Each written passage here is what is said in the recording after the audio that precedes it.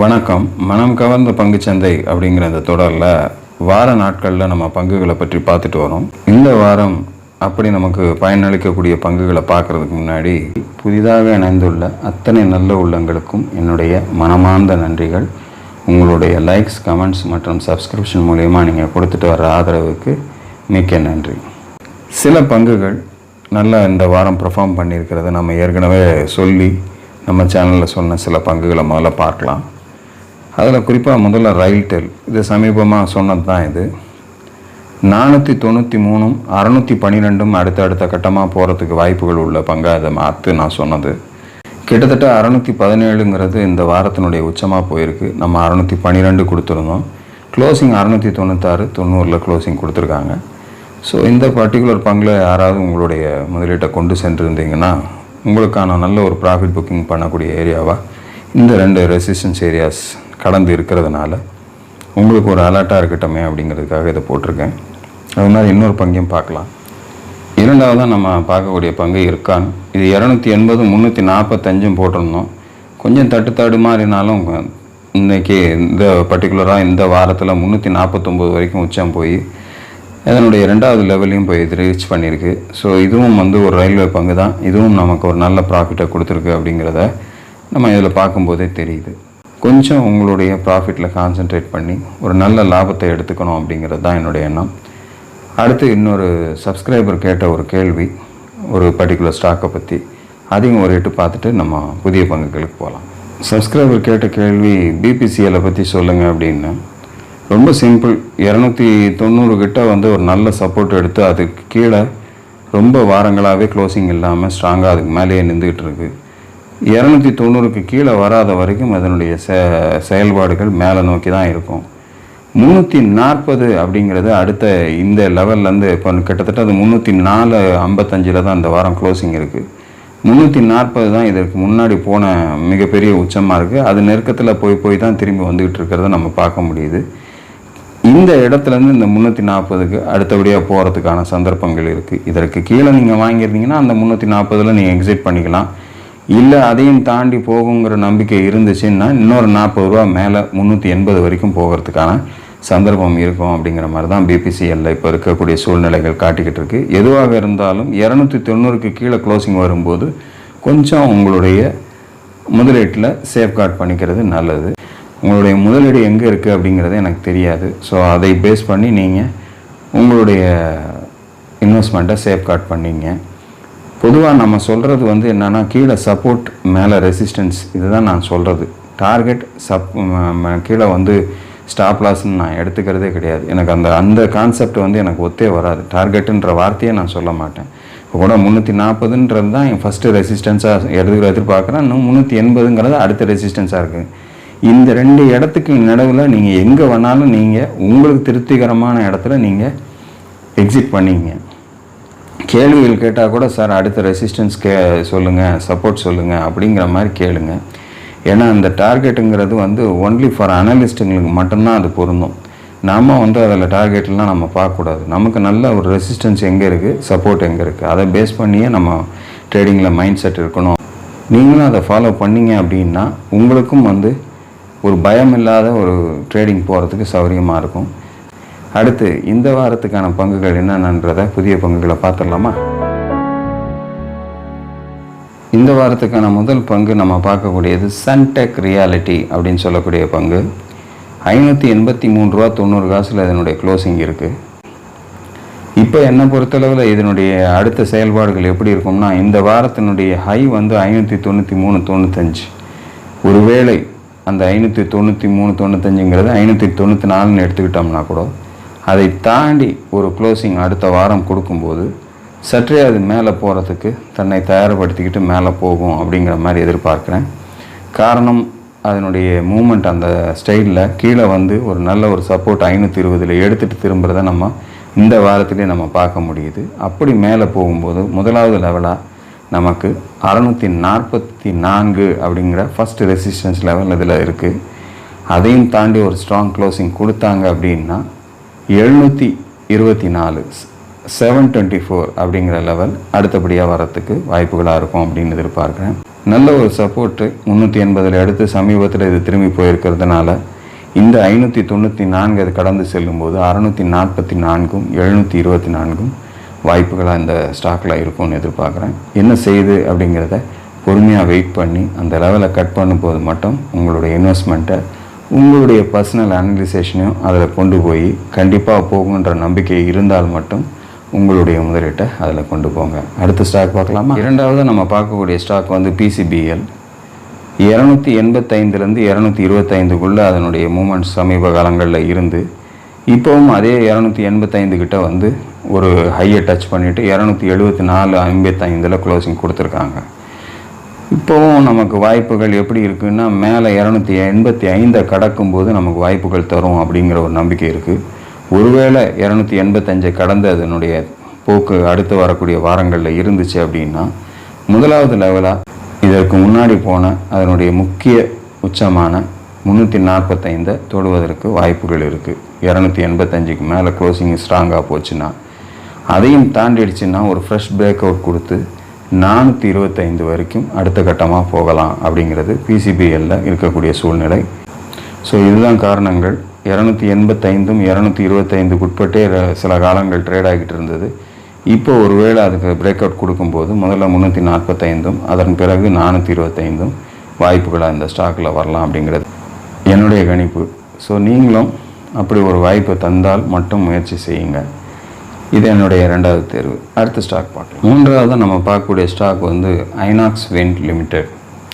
இந்த particular stock 175க்கு மேலே பெருசாக க்ளோசிங் போகலை. 171, 75 இந்த வாரம் க்ளோசிங் இருக்குது. ஒருவேளை 177க்கு மேலே ஒரு ஸ்ட்ராங் க்ளோசிங் போச்சு அப்படின்னா முதலாவது லெவலாக நமக்கு 208 அப்படிங்கிற ஒரு லெவலுக்கு போகிறதுக்கு சான்சஸ் இருக்குது. அதையும் தாண்டிச்சு ஒரு ஸ்ட்ராங் க்ளோசிங் வச்சாங்க அப்படின்னா 260 அடுத்த கட்டமாக இந்த ஸ்டாக்கில் வாய்ப்புகளாக இருக்கும். 177க்கு மேலே ஒரு ஸ்ட்ராங் க்ளோசிங் வரும்போது இந்த ரெண்டு லெவலுக்கும் போகிறதுக்கு இந்த பர்டிகுலர் ஸ்டாக்கில் நமக்கு வாய்ப்புகளாக இருக்கும். ஸோ சப்போர்ட் ஏரியாவிலேருந்து ஒரு ரெசிஸ்டன்ஸ் ஏரியாவை கடக்கும்போது ஒரு புது பிரேக் அவுட், இன்னும் சொல்லப்போனால் இந்த பர்டிகுலர் ஸ்டாக்கில் ஒரு ஃப்ரெஷ் ஹையை கிராஸ் பண்ணும்போது அந்த இரண்டு வாய்ப்புகளும் நமக்கு கிடைக்க சான்சஸாக இருக்கலாம். என்ன செய்யுதுங்கிறத வெயிட் பண்ணி பாருங்கள். அடுத்த ஸ்டாக் பார்க்கலாம். நான்காவது நம்ம பார்க்கக்கூடிய ஸ்டாக் வந்து SJVN லிமிடெட். இதில் என்னன்னு கேட்டிங்கன்னா 153 கிட்ட வரும்போதெல்லாம் ஒரு ரெசிஸ்ட் ஆகி திரும்புறதை நம்ம பார்க்க முடியுது. இந்த வாரம் 157 வரைக்கும் போயிட்டு மறுபடியும் 150, 69 கொண்டாந்து க்ளோசிங் கொடுத்துருக்காங்க. ஒருவேளை இந்த வாரம் கொஞ்சம் வால்யூமோடு அது மேலே போயிருக்கிறதுனால அடுத்த வாரம் அந்த வேகம் எடுத்து மேலே போய் க்ளோசிங் கொடுத்துருச்சு அப்படின்னா அடுத்த கட்டமாக இது 178 வரைக்கும் போகிறதுக்கு வாய்ப்புகளாக இருக்கும்னு எதிர்பார்க்குறேன். அதையும் தாண்டி ஒரு ஸ்ட்ராங் க்ளோசிங் கொடுத்துச்சு அப்படின்னா 216 அப்படிங்கிற அடுத்த லெவலுக்கும் வாய்ப்புகளாக அமையும்ன்ற மாதிரி நான் யோசிக்கிறேன். நல்ல ஒரு ஸ்ட்ராங் க்ளோசிங் 153க்கு மேலே இருக்கும்போது 178ம் 216ம் வாய்ப்புகளாக போகும் அப்படிங்கிறது தான் இப்போதைக்கு இருக்கக்கூடிய இந்த பர்டிகுலர் ஸ்டாக்கில் என்னுடைய கணிப்பு. இதில் ரெண்டுத்தில் ஒன்று வந்துட்டு கூட நமக்கு திரும்பி வந்துடலாம். இல்லை இந்த 153ஐயே கடக்கிறதுக்கு தயங்கலாம். எது வேண்டுமானாலும் நடக்கலாம். சரியான வாய்ப்புகள் கிடைக்கும்போது மட்டும் அதை முயற்சி செய்யுங்க. இந்த பர்டிகுலர் ஸ்டாக்கில் இந்த ரெண்டு வாய்ப்புகளும் உங்களுக்கு லாபத்தை தரும் அப்படிங்கிறத நீங்கள் மனசில் வச்சுக்கிட்டு உங்களுடைய முதலீட்டை கொண்டு போங்க. அடுத்த ஸ்டாக் பார்க்கலாம். ஐந்தாவதாக நம்ம பார்க்கக்கூடிய ஸ்டாக் வந்து MMTC.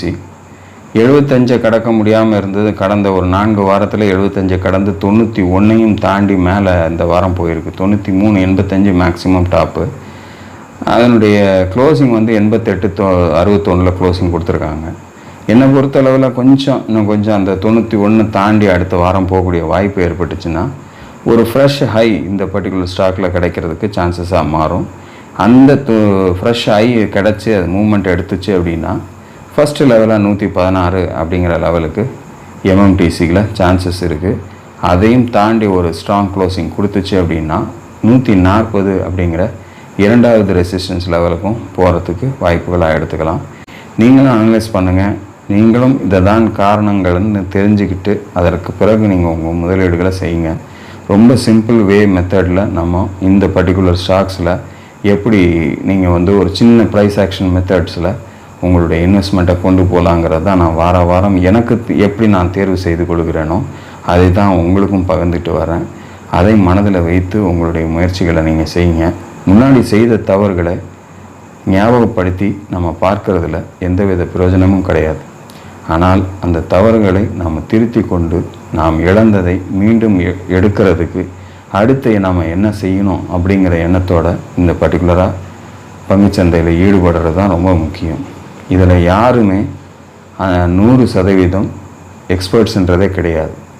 எல்லாருக்குமே வந்து அனுபவங்கள் தான் வந்து தங்களை உயர்த்தி கொண்டு செல்லுது. அதனால் நான் சொன்னாலும் சரி இல்லை மற்றவர்கள் சொன்னாலும் சரி, முயற்சிகளை நீங்கள் தனிப்பட்ட முறையில் சிந்தித்து எடுக்கிறதுல தான் உங்களுக்கு பிற்காலங்களில் தொடர்ந்து இந்த பங்குச்சந்தையில் நீங்கள் உங்களுடைய லாபங்களை எடுக்கிறதுக்கு ஒரு மிகப்பெரிய உதவியாக இருக்கும் அப்படிங்கிறத மனசில் வச்சுக்கோங்க. நானும் என்னுடைய பதிவுகளை நான் இப்போ ஒரு முதலீட்டாளராக தான் நான் இதில் கொடுத்துக்கிட்டு வர்றேன். வாரத்தில் ஒரு 2 வீடியோக்கள் மட்டும்தான் நான் வந்து யூடியூப்பில் நான் போஸ்ட் பண்ணுறேன். காரணம், முழுக்க திங்கள் முதல் வெள்ளிக்கிழமை வரைக்கும் என்னுடைய ஈடுபாடுகள் பங்குச்சந்தையில் தான் இருக்கும். அதுலேயும் என்னுடைய பர்சனல் வேலைகள் இடையில் இருக்கக்கூடிய காரணங்களால் நான் அந்த இடைப்பட்ட காலகட்டங்களில் எதுவுமே நான் யூடியூப்பில் நான் போடுறது கிடையாது. அதனாலேயே கூட எனக்கு வந்து சப்ஸ்கிரிப்ஷன்ஸும் கம்மியாக இருக்கலாம், எனக்கு வியூஸும் கம்மியாக போகலாம். ஆனாலும் கூட பார்க்கக்கூடிய சில நண்பர்கள் எனக்கு பார்த்து விட்டு இன்றைக்கி கூட ஒருத்தர் கமெண்ட் பண்ணியிருந்தார், நன்றி சொல்லி. அதற்கு நம்ம உண்மையாகவே வந்து என்னுடைய மனமார்ந்த நன்றியை தெரிவித்துக் கொடுக்குறேன். அதே சமயத்தில் இன்னொருத்தர் எனக்கு கேள்வியாக கேட்டிருந்தார், உங்களுடைய தொலைபேசி எண்ணை பகிர முடியுமான்ட்டு. கண்டிப்பாக சமூக வலைதளத்தில் நாம் எக்காரணம் கொண்டும் உங்களுடைய தொலைபேசி எண்ணை கூட நீங்கள் சமூக வலைதளங்களில் கொடுக்காதீங்க. அதே சமயத்தில் எங்கேயாவது பப்ளிக் பிளேஸில் போகும்போது சில கடைகளில் நம்மளுடைய ஃபோன் நம்பர்ஸை கேட்குறாங்க. அந்த மாதிரி கேட்டாலும் தராதிங்க. ஏன் நான் சொல்ல வரேன் அப்படின்னா, இன்றைக்கு காலையில் கூட எனக்கு வந்து ஒரு கால் வருது, நீங்கள் பங்குச்சந்தையில் முதலீடு செய்கிறீங்களா, எங்ககிட்ட டேட்டா பேஸ் இருக்குது, நாங்கள் வந்து இந்த பர்டிகுலர் ப்ரோக்கிங் கம்பெனிலேருந்து பேசுகிறோம், நீங்கள் எங்ககிட்ட வந்தால் நாங்கள் இந்த சலுகையில் தரோம், அந்த சலுகையில் தரோன்னு சொல்லி ஃபோன் பண்ணி கேட்குறவங்க என்கிட்ட இன்றைக்கி காலைல கூட ஒரு கால் வந்தது. நீங்கள் இருக்கீங்களான்னு கேட்டால் ஒரே வார்த்தை இல்லை அப்படின்னு சொல்லிட்டு வச்சுருவேன். ஏன் அப்படின்னா, நமக்கு வேணும்னா நம்ம புதிய மனிதர்களை நாம் தேர்ந்தெடுத்துக்கணும். அவன் நம்மளை தேர்ந்தெடுத்து அவங்ககிட்ட நம்மளை கூட்டிகிட்டு போயிடக்கூடாது. அதை மனதில் வச்சுக்கோங்க. அதே மாதிரி உங்களுடைய ஃபோன் நம்பர்ஸையும் நீங்கள் யார்கிட்டையும் பகிராதீங்க. எனக்கு அவர் கேட்டதுக்கு நான் பகிராததற்கு காரணம், எனக்கு நேரமே கிடையாது. இப்போ ஒருத்தர் ஃபோன் பண்ணி என்கிட்ட பேசுகிறாங்க அப்படின்னா அவருக்கு பொறுமையான பதிலை நான் சொல்லக்கூடிய வகையில் இருக்கணும். நான் அந்த மாதிரியான ஒரு சூழ்நிலையில் இல்லாத காரணத்தினால தான் வாரத்தில் 20 நாட்களில் மட்டும் எனக்கு கிடைக்கக்கூடிய நேரத்தை பேஸ் பண்ணி நான் 2 வீடியோக்களை போஸ்ட் பண்ணி, இதுவும் வந்து என்னன்னா, நான் ஏதோ சேவை மனப்பான்மையோடு செய்கிறேன் அப்படின்ற மாதிரிலாம் என்னை நான் பெருமையாக சொல்லிக்க விரும்பலை. எனக்கு நான் தேர்ந்தெடுத்துக்கிற அந்த வாரத்தில் என்ன பண்ணலாம், வரக்கூடிய வாரத்தில் என்ன செய்யலாம், மார்க்கெட் எப்படி இருக்குன்றதை நான் பார்க்குறேன் இல்லையா, அந்த பார்க்குற விஷயத்தை அப்படியே எடுத்து உங்களுக்கு கொடுத்துட்றேன். இதில் எனக்கு எந்த விதமான ரிட்டன் கிஃப்ட்டும் வருன்ற நம்பிக்கையில் நான் செய்யலை. நானும் அந்த மாதிரியான எண்ணத்தோடு இருந்தால் தான் எனக்கு நம்பர் கொடுக்கணும் கொள்ளணுன்ற மாதிரிலாம் தோணல் வரும். எனக்கு நான் பார்க்குறேன், நான் பார்க்கும்போது சரி, அங்கே ஒருத்தர் நம்ம ஒரு நல்ல விஷயத்தை பார்க்குறோம்னா ஒருத்தர்கிட்ட பகிர்றது இல்லையா, சார் அங்கே போனால் இந்த மாதிரி கிடைக்குதான், நீங்கள் போங்க அப்படின்னு சொல்கிறோம் இல்லையா, அந்த மாதிரி ஒரு வேலை தான் நான் இதை பகிர்ந்துக்கிட்டு வரேன். இருந்தாலும் கூட உங்களுடைய பாராட்டுதல்களுக்கு என்னுடைய நன்றி. அதே சமயத்தில் உங்களுக்கு ஏதாவது சிறிய சந்தேகங்கள் இருந்து அதை தீர்க்கக்கூடிய அளவுக்கு எனக்கு திறமை இருந்தால் கண்டிப்பாக நீங்கள் கமெண்ட் பண்ணுங்கள். அதை நான் எனக்கு தெரிந்த விஷயத்தை கண்டிப்பாக உங்களோட கமெண்ட்டில் பகிர்றேன். அப்படி இல்லை அப்படின்னா விளக்கமாக சொல்லக்கூடிய விஷயமா இருந்தால் அடுத்த வீடியோவில் உங்களோட பகிர்கிறேன். நன்றி, வணக்கம்.